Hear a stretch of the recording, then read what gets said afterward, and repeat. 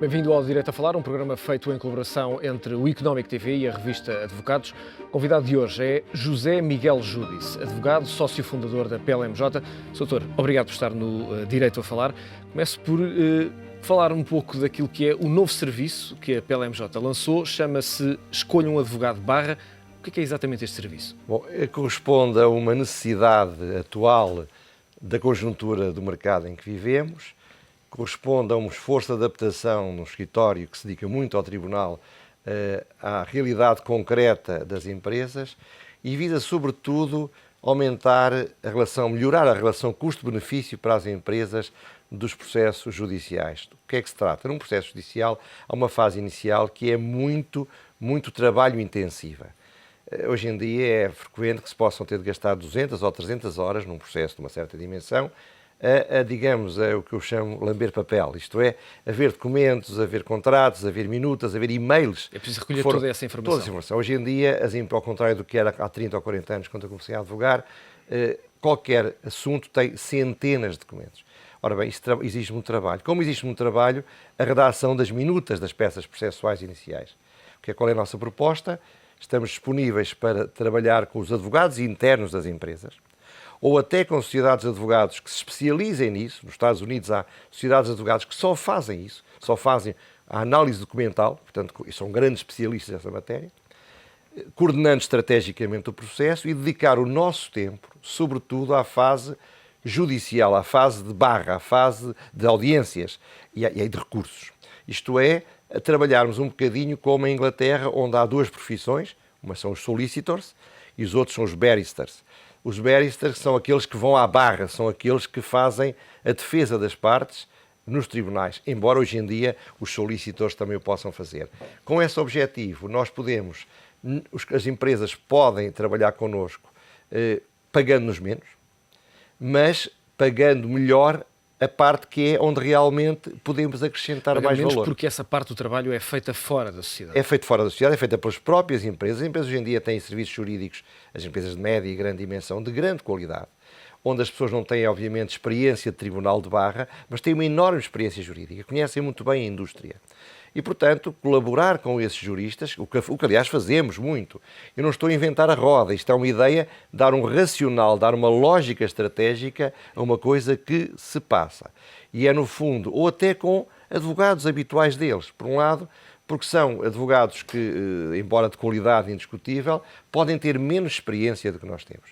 Nas pequenas e médias empresas, esta questão permite que algumas dessas empresas, em alguns assuntos, possam abordar o nosso escritório ou outros, porque repare, eu acho que esta ideia é boa e, portanto, espero que todas as sociedades de advogados portuguesas a ponham em prática. Isto não tem direitos de autor e portanto, podem abordar dizendo, ok, eu vou a esta sociedade de advogados onde há muita experiência acumulada, onde há muita especialização, mas posso saber que os custos estão controlados. A revisão do Código Processual, mas também um novo poder dos juízes acrescido, pode obrigar alguns advogados com menor experiência ou até menos tempo a terem de recorrer a esse tipo de serviço? Este serviço é uma boa pergunta. Este serviço também responde a essa, é uma adaptação à reforma da Justiça. Porque, repare, hoje em dia vai passar a ser muito mais difícil, quando o novo Código de Processo Civil estiver em vigor, os adiamentos das audiências. Os escritórios de advogados têm de se adaptar a isso. Ou crescendo, tendo mais advogados para fazer litigância, ou então, inevitavelmente, tendo menos assuntos. Porque não é razoável que uma parte se veja impedida de um processo rápido, porque do outro lado está um advogado que tem assuntos a mais e não consegue dar resposta às soluções. Portanto, isso vai acontecer, quer se queira, quer não. A organização das equipes de contencioso vai ser uma realidade nos escritórios portugueses, cada vez mais. Nós já estamos a fazer isso, já fizemos isso no passado. Nós hoje em dia temos cerca de 100 advogados que se dedicam praticamente só a tribunal e arbitragem. Desde o civil, comercial, criminal, fiscal, laboral, direito público, etc. Ora bem, trabalhamos em equipa, eu nunca trato de um assunto sozinho. Portanto, se eu por qualquer motivo num dia não puder ir a uma audiência, em regra, há casos em que não pode ser, evidentemente, mas em regra os meus clientes sabem que um dos meus colegas, sócio ou não, que está naquele assunto, pode perfeitamente fazer audiência a que eu não posso ir. Isso vai acontecer inevitavelmente no futuro. Esse novo contexto vai também obrigar a uma reestruturação das sociedades de média dimensão? Ou são pequenas ou são grandes, no fundo? Não, a qualidade da advocacia portuguesa é excepcional. Por exemplo, fora de Lisboa existem advogados de qualidade que eu às vezes digo aos meus sócios, cuidado com o advogado fora de Lisboa, porque como é um advogado que faz de tudo, é um excelente profissional em regra. A qualidade da advocacia portuguesa é ótima. O que a advocacia portuguesa não fez muito, fora talvez de Lisboa e Porto, foi organizar-se para as novas formas de prestar serviços aos clientes. Este novo código vai aumentar a necessidade da organização. E os pequenos escritórios, que são os escritórios da grande confiança diária dos clientes, manter-se-ão com certeza, escritórios médios desde que foquem, desde que sejam razoavelmente especializados, vão ter sucesso. É evidente que os grandes escritórios têm uma vantagem comparativa que é a dimensão e, portanto, podem trabalhar com uma relação preço-qualidade que acaba por ser muito competitiva. Mas isso não quer dizer, repito, que vão acabar as pequenas e médias sociedades de advogados. Pelo contrário, eu acho que elas vão crescer, estão a crescer, e hoje em dia você tem dezenas de sociedades de advogados de nível claramente igual a de qualquer país europeu. Não deixa de ser curioso o nome deste serviço, Escolham um Advogado de Barra, é também um regresso à Barra, apenas como coordenador deste serviço. Eu só faço isso, eu há muitos anos que diria que 90% do meu tempo é tribunais e arbitragem. Continua a ser aquilo que lhe dá mais gozo. É o que me dá gozo, eu já cheguei a uma idade em que posso fazer o que me apetece mais e isso é o que eu gosto. E, portanto, eu só faço isso, evidentemente que este serviço não vai ser feito só por mim. É feito por uma equipe de advogados que eu escolhi, cada um das suas áreas e das suas regiões. Portanto, temos advogados no Porto, temos no Algarve, temos acordos em Angola e Moçambique e temos também parcerias em Guimarães, na Covilhã, em Viseu, em Coimbra, nos Açores, onde efetivamente este serviço também vai ser concretizado por esses colegas que aí fazem a sua atividade. Dr. José Miguel Judice, há um outro serviço também, o Risk Assessment, em que o que é que os clientes podem contar com este serviço? Ora bem, nós habituámos ao longo dos anos a perceber uma coisa. Muitas vezes é-me pedido, e a outros colegas do meu escritório, que façamos, com a concordância dos seus advogados naturais, evidentemente, que demos uma segunda opinião. Nunca o faríamos se o advogado não autorizasse. Ou também já me aconteceu que 2 advogados que estão no litígio, os seus clientes, me pedem para analisar o caso, para ver para dar uma opinião, para os ajudar a fazer um acordo. Infelizmente tenho quase 40 anos de experiência, preferia ter só 5 ou 6, era mais novo. Ora bem, e até ao dia 29 de março, as empresas não sabem isto provavelmente, tem-se falado pouco, se for posto termo aos processos, as partes não pagam custas judiciais. Portanto, eu encontrei uma janela de oportunidade... Que hoje são bem penalizadoras. São mais penalizadoras. Portanto, e agora estamos disponíveis, evidentemente, para fazer esse trabalho, estamos a fazê-lo, mas no futuro é a mesma coisa. Repare, 2 empresas têm um litígio, têm os seus advogados, e os seus advogados, como é natural, defendem com toda a intensidade o ponto de vista da sua empresa. Só assim é que podem defendê-los bem.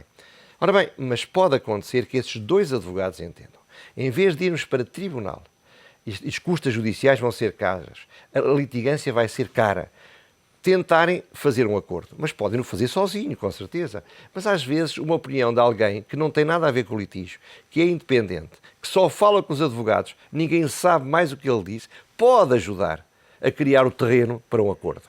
E também muitas vezes as empresas, antes de entrarem no litígio, pensam, mas valerá a pena? Eu tenho aqui um litígio e acho que tenho razão, mas quanto é que me vai custar esse litígio? E quais são as possibilidades que eu tenho de ganhar? E quanto tempo é que me vai demorar? E muitas vezes as empresas acham, e eu tenho essa experiência, que devem pedir uma opinião. Uma opinião não é aos seus advogados habituais. E é evidente, se eu der essa opinião, não vou ser advogado do cliente, que tem os seus próprios advogados. Mas dar uma opinião livre, independente, de alguém que não vai sequer exercer o mandato, mas que pode fazer uma análise do caso e, nessa medida, dar uma opinião, uma mera opinião. Mas a opinião pode ajudar a uma opção sobre avançar ou não avançar com o litígio. Pode também ser uma opção para avançar ou não avançar para a arbitragem. Sim, exatamente. A arbitragem é uma solução alternativa. Eu cada vez me dedico mais a isso. E realmente é uma alternativa para certo tipo de litígios, designadamente litígios em que haja, os tais litígios onde há muito documento para analisar, por exemplo, na área do direito da construção ou litígios internacionais, e a arbitragem pode ser aconselhada às partes. Repare, se ambas as partes estão interessadas em resolver um problema, A matéria é muito sofisticada, é muito complexa, é muito difícil. Os magistrados judiciais têm enorme qualidade. Eu diria que praticamente todos os juízes portugueses de primeira instância, eu ficaria contente se eles viessem para o meu escritório. O problema não é esse, é que não têm tempo. Eles não conseguem especializar-se. Portanto, pode acontecer que, na análise que eu faça a pedido das duas partes, eu diga a vocês, e eu não vou ser árbitro nesse caso, evidentemente, vocês talvez tenham uma solução mais rápida, feita por juízes altamente especializados e conhecem a indústria onde está o problema que vocês têm, com a confidencialidade habitual da arbitragem e, portanto, podendo continuar a negociar uns com os outros sem que se diga que estão em litígio, e posso fazer essa recomendação, como é óbvio. A ideia é que o advogado, no Risk Assessment, dá um conselho, dá uma opinião. O advogado, no programa barra, digamos, esse advogado, o que vai fazer é dividir o trabalho com os juristas internos da empresa ou aceitar ou poder tratar de assuntos dos nossos clientes que, por serem de valor mais baixo, alguns clientes nossos não nos pedem para tratar. Porque acham, e se calhar com razão, que o que está em jogo não justifica o investimento. Mas com este modelo, de parte do trabalho não ser feita por nós, é perfeitamente possível tomar conta de assuntos de menor valia, de menor valor, digamos assim, de clientes nossos com quem trabalhamos habitualmente.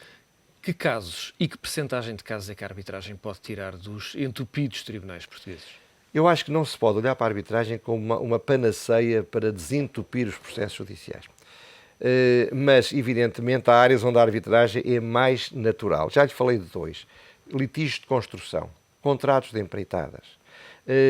Posso-lhe falar também de contratos internacionais. Porque, repare, se há um contrato numa empresa portuguesa e uma empresa italiana, a portuguesa quer que sejam os tribunais portugueses, a italiana quer que sejam os tribunais italianos. A arbitragem resolve esse problema.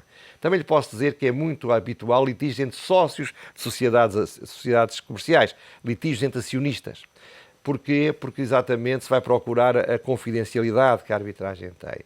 Outra zona muito importante são as matérias onde há, digamos, uma especialização muito grande, onde o direito é muito especializado em indústrias muito de nicho. Ou as arbitragens de direito público, que foram agora injustamente criticadas pelo Dr. Marinho Pinto e que são muito boas para o Estado e não apenas para as empresas, porque resolvem com pessoas especializadas litígios de forma muito mais rápida. As arbitragens relacionadas com o direito fiscal, que também estão a ter um bom sucesso, eu não me dedico a isso, mas têm tido um bom sucesso. A arbitragem vai ter um grande futuro. Já o tem, em muita parte do mundo e em Portugal está a crescer. Mas não nos iludamos. A maior parte dos litígios continuarão a ir, e ainda bem, e muito bem, para os tribunais judiciais. Porquê é que os portugueses recorrem tanto aos tribunais para resolver os litígios? Há várias razões. Por um lado, porque gostam de exercer os seus direitos. A democracia aumenta a intensidade do uso dos litígios. Por outro lado, porque há muitos litígios que são usados apenas porque o Estado não faz contas. Isto é, o Estado não deixa de devolver o IVA em certo tipo de faturas, obrigando a ir para tribunal. Ora, o custo do tribunal é superior ao que seria se o Estado devolvesse o IVA nos casos em que não é cobrável. Portanto, se o Estado fizesse isso, centenas de milhares de ações desaparecem dos tribunais. Por outro lado também, porque se os tribunais funcionam mal, se os tribunais funcionam mal em termos de prazo, atrasam-se, quem não quer pagar, quem não quer cumprir, sabe que é um bom negócio ir para tribunal. No dia em que a justiça for mais rápida, eu acredito muito nesta reforma, a litigiosidade pode diminuir, porque a parte que, em alguns casos, está consciente que não tem razão, pensa que não vale a pena gastar dinheiro com o litígio, porque será condenada muito rapidamente. Agora, se um processo demorar 10 anos, uma empresa que não quer pagar, arranja uns argumentos e contesta. E está há 10 anos sem pagar. E está há 10 anos sem pagar. Quando olha para esta reforma que está em curso, parece-lhe que vai resolver o quê nesse sentido de maior agilidade dos tribunais? Eu tive ontem, numa audiência com o Sr. Ministro da Justiça, a acompanhar a equipe que fez o estudo sobre justiça económica, que foi encomendado pela Associação Comercial de Lisboa à Fundação Francisco Manuel dos Santos. E uma das coisas que lá foi dito foi o seguinte: esta reforma que está neste momento a ser discutida, e onde algumas propostas desse estudo sobre a justiça económica talvez possam ser aproveitadas, é por nós considerado como o dia 1 das reformas futuras. Isto é, não pode haver fadiga reformista. Não se pode pensar que no dia em que esta reforma for implementada, pronto, estão os problemas resolvidos. Não, temos que continuar a reformar. Agora, é um passo muito positivo na boa direção. E é um passo que eu louvo por ser um passo que não é partidário. Não se esqueça que este projeto começou com o Partido Socialista, continuou com o Partido Social Democrata e o CDS. O coordenador do projeto, na primeira fase, era o Dr. João Correia, secretário de Estado do governo socialista.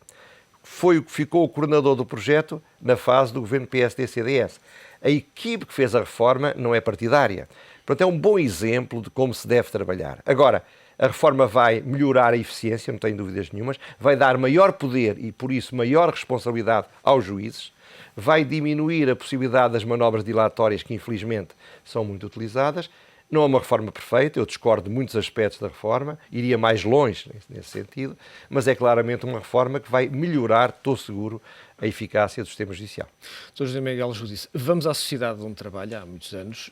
Porquê é que a PLMJ sempre teve o cuidado de assegurar a passagem de poder? Os principais sócios não são hoje responsáveis pela gestão diária, há um managing partner que também tem essa gestão da sociedade, uma geração diferente. Porquê é que sempre asseguraram essa passagem? Está a ver os cabelos brancos? Por várias razões. Em primeiro lugar, porque nós não somos eternos. Os mais velhos vamos embora qualquer dia. Os nossos sócios, muito gentilmente, pediram-nos ao Luís Sarga e a mim e ao Abel Mesquita, que somos os mais velhos hoje em dia, e ao Vilaça, mas o Vilaça agora foi para juiz do Tribunal de Justiça. Quando voltar, vai, como ele diz sempre, quando acabar o mandato, vai dirigir o nosso escritório do Algarve. E, portanto, pediram-nos para ficarmos até aos 70 anos. Em princípio ficaremos, mas aos 70 anos reformamos. Em segundo lugar, porque na fase final da vida, todos nós estamos outra vez a perceber que o que nos apetece mesmo é ser advogados. Eu sempre pensei isso, mas, por exemplo, o Luís Sarga teve muitos anos ligado à gestão. Hoje em dia ele é o Presidente do Conselho de Administração, não executivo, claro, mas está a esfiar uma área do escritório com enorme potencial, que é uma área de atividades internacionais, de negócios das empresas internacionais, onde ele é perfeitamente capaz de estar a representar uma empresa chinesa no Equador, ou uma empresa brasileira em Moçambique. Portanto, muito trabalho que nem passa por Portugal. Portanto, nós estamos, na nossa fase final de vida, estamos a querer ser advogados a 100%. Em terceiro lugar, porque, graças a Deus, temos uma geração a seguir notabilíssimos advogados, pessoas muito sensatas, pessoas com enorme experiência que já tiveram na gestão e, portanto, é com a maior tranquilidade que hoje em dia o meu chefe, porque eu gosto de dizer isso, é o Manuel Santos Vítor, um magnífico profissional, que está, aliás, continua a ser advogado, não é só gestor, e que pela primeira vez temos um managing partner, primeira vez não, há 30 anos tivemos, mas precisamente para tornar mais eficiente o escritório, temos uma estrutura técnica profissional para ajudar a gestão, e, de facto, para que todos os advogados façam, sobretudo, aquilo que eles querem fazer, que é ser advogados. Não deixe de registar esse entusiasmo com que fala desse regresso à advocacia. Sim, não, eu nunca deixei, mas digo com toda a franqueza. Eu praticamente sempre evitei funções de gestão no escritório, não gosto de gerir escritórios de advogados, já geri muita coisa, já matei esse bichinho de gerir, mas, digo com franqueza, hoje em dia estou cada vez mais a ocupar todo o meu tempo profissional a trabalhar como advogado e isso com imensa alegria e imenso gosto. Como é que a crise que afeta Portugal afeta também a Europa e outros países, afeta também a maior sociedade de advogados em Portugal? Ora bem, se me perguntar que não afeta, é evidente que afeta. Afeta alguns setores e não afeta outros. Por exemplo, nós éramos e ainda somos, creio eu, a sociedade líder na área imobiliária em Portugal. E tínhamos um departamento de imobiliário fortíssimo. Hoje em dia, esse departamento está com menos trabalho. Adaptou-se, passou a fazer outras coisas. As fusões e aquisições diminuíram. Portanto, a área de fusões e aquisições teve de se reinventar a fazer outras coisas. Os grandes projetos, temos vários, mas já houve anos onde tínhamos muito mais. Estas áreas, evidentemente, sofreram um bocadinho, mas aguentaram bem. Depois, há outras áreas que não sofreram nada, continuam a vida como sempre. A área de litigância, a área internacional, está a crescer muito, a área laboral, a área fiscal, a área das novas tecnologias. Portanto, são áreas onde, efetivamente, nós estamos a crescer sem nenhum problema e graças a Deus e aos nossos clientes, como é óbvio, estamos a aguentar estes anos sem baixar o nosso turnover, portanto, os recebimentos, aquilo que recebemos dos clientes. Nós funcionamos muito com uma lógica de merceeiro. Faturar é fácil. A questão difícil é receber. A receber é que é importante. E, portanto, fazemos a nossa análise com base nos recebimentos. E, graças a Deus, e muito trabalho, estes anos, evidentemente, tivemos talvez de trabalhar mais, não tenho dúvidas nenhumas em afirmá-lo, mas não baixamos. Pelo contrário, em 2012 subimos ligeiramente em relação a 2011, o que é francamente muito bom na conjuntura em que estamos. Agora, vêm anos muito difíceis e temos de adaptar a esses anos, temos de adaptar ao mercado. Esses serviços são um exemplo disso, como foi a nossa internacionalização. Eu, por exemplo, hoje, a maior parte, diria, do meu tempo profissional como advogado, passo no estrangeiro. Por que é que decidiram fazer uma opção de internacionalização com parcerias locais, em vez de presença própria? Muitas vezes por questões regulatórias, isto é, nós não podemos, não é possível legalmente abrir um escritório de advogados português em Angola, não é possível abri-lo em Moçambique. E nós respeitamos as regras do jogo dos países onde estamos instalados. Portanto, fazemos-lo com parcerias. Na China, nós temos 3 pessoas na China, mas é completamente absurdo estar sozinho na China. Então fizemos uma parceria com o maior escritório de advogados chineses, e estão lá instalados no escritório deles, com grande gosto da nossa parte, e estamos a trabalhar com esse escritório chinês um pouco por todo o mundo. Portanto, as parcerias são a lógica, o ADN da nossa sociedade de advogados é esse, isto é, repare, qualquer dos mais velhos sócios da sociedade de advogados podia ter um Leal e Associados, Martins e Associados, Júdice e Associados, Jorge Brito Pereira e Associados, Manuel Santos Vitor e Associados. Nunca sentiu essa tentação? Não. Sempre gostei de trabalhar em estruturas difíceis, em que o poder está muito diluído. Nós temos 40 sócios e todos votam. E, portanto, uma decisão de 40 sócios, perceba que não é fácil, nem sempre é fácil. Obriga alguma arbitragem. Claro que sim, e obriga a cedências mútuas. E, portanto, eu gosto de funcionar assim, sempre. E, portanto, esse é o ADN do nosso escritório. E, portanto, é muito fácil trabalhar com parceiros internacionais porque temos isso no nosso ADN. Estamos habituados a não ter o poder a 100%. Dr. José Miguel Judice, ainda faltam uns bons anos para os 70, mas nessa altura, que PLMJ é que gostava de deixar? Olha, eu diria que a primeira coisa que eu não gostava de deixar, mas vai ter de ser, o que eu gostava de deixar é uma PLMJ em que dentro de alguns anos se dissesse, mas quem é este P, quem é este L, quem é este M e quem é este J? Não fazemos ideia quem é esse. Quem é que é o Sr. Freshfields? Quem é que é o Sr. Clifford e quem é o Sr. Chance? Quem é o Sr. Linklaters? A nossa ambição é que um dia ninguém saiba quem foram os 4 fundadores, com António Maria Pereira, os 4 fundadores desta sociedade de advogados, que seja uma instituição que dê carreira a pessoas que só por mérito chegam lá. Nós somos uma pura meritocracia. Quer dizer, não há ninguém que chegue a sócio que não seja por mérito. Todos os anos selecionamos estagiários que nos parecem os mais adequados, que dê carreira a pessoas, portanto, que merecem, com trabalho, com esforço e com qualidade, que consiga ser uma referência para os nossos clientes e, além disso, que continue a contribuir para a melhoria da justiça. E isso acho que é a grande missão que uma sociedade de advogados pode ter, e para os sócios mais velhos que sejam esquecidos. Isso é o nosso maior desejo. Dizia-me alguém que o J de PLMJ é Judice, obviamente, mas é também juventude nesse sentido irreverente que ainda mantém. Sente essa capacidade criativa permanente ainda? Olha, eu uma vez fiz um livro, foi um desafio muito grande. O Luís Pinto Coelho pediu-me para escrever um estudo sobre a obra retratística dele. E eu não sou crítico de arte, então estudei, analisei, li muita coisa.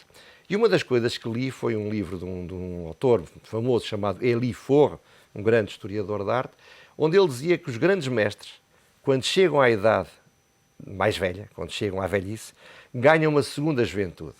Isto é, deixam de se preocupar com o mercado, deixam de se preocupar com o que é que as pessoas vão pensar. E veja o caso do Picasso. Os últimos anos do Picasso, com a série dos Mosqueteiros, é de uma criatividade, uma riqueza juvenil.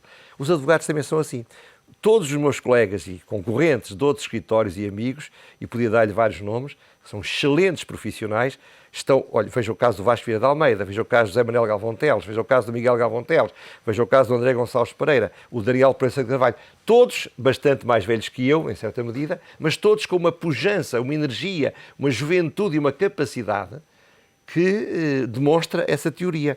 Quando chegamos ao final da nossa vida profissional, parece-nos apetece ainda mais trabalhar do que como estávamos nos 40 anos, onde temos tanta coisa para nos distrair. Vou-lhe pedir também parte dessa energia na segunda parte deste Direito a Falar. Vamos partir para um breve intervalo.